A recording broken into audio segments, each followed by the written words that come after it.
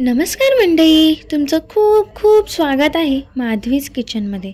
मग आपल्या या नवरात्री सिरीजचा आजचा दिवस आहे 6वा आणि आजचा रंग आहे लाल। चला तर मग सुरू करूयात। आता मी इथे एक बीट सोलून घेतला आहे, त्याचे बारीक बारीक असे तुकडे करून आपण मिक्सरला पेस्ट करून घेऊया।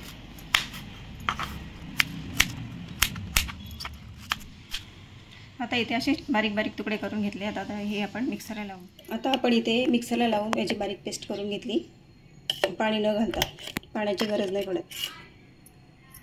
आता आपण इथे एक वाटी गव्हाचे पीठ घेतले, त्याच्यामध्ये 2 चमचे रवा घेऊ, 1 चमचा लाल तिखट, थोडी हळद, अर्धा चमचा गरम मसाला आणि थोडा चाट मसाला घालून घेऊ आणि अर्धा चमचा मीठ। आता याच्यामध्ये आपण बीटरूटची पेस्ट केलेली घालून हळूहळू मळून घेऊ। पेस्ट जशी लागेल तशीच आपण थोडी थोडी घालून मळून घेऊ, कारण जास्त घातली तर मग ते पातळ पीठ होईल। आता याच्यामध्ये आपण थोडंसं पाणी घालूया, अगदी 1-2 चमचा।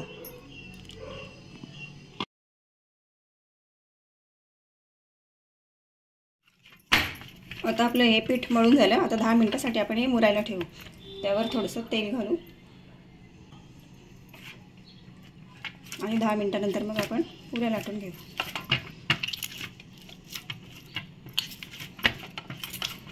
आपले इथे 10 मिनिटं झालेत पीठ मळून ठेवलेलं। आता याच्या आपण पुऱ्या लाटून घेऊ।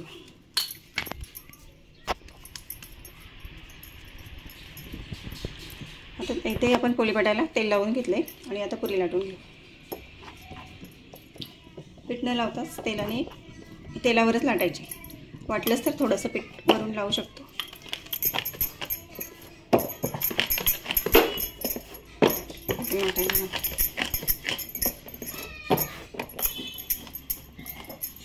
आता इथे आपले हे लाटून झाली पोळी, याच्या छोट्या छोट्या पुऱ्या करून घेऊ।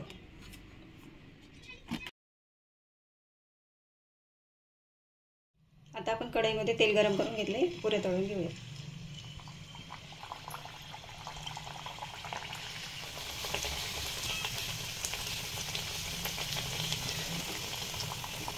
आपल्या इथे पुऱ्या तळून झाल्या आहेत, आपण काढून घेऊ।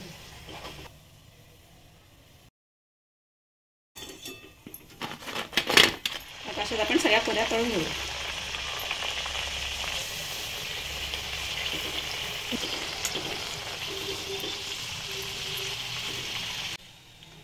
आता इथे आपल्या सगळ्या पुऱ्या तळून झाल्या आहेत।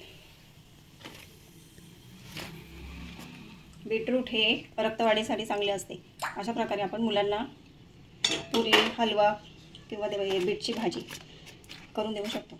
मला ही रेसिपी कशी वाटली हे कमेंट करून मला नक्की कळवा आणि तुम्हाला अशा नवनवीन सिरीज बघायला आवडतील का हे मला नक्की सांगा। मग व्हिडिओ आवडला असेल लाईक, शेअर आणि चॅनलला सबस्क्राईब करायला विसरू नका। चला तर मग खा आणि मस्त रहा।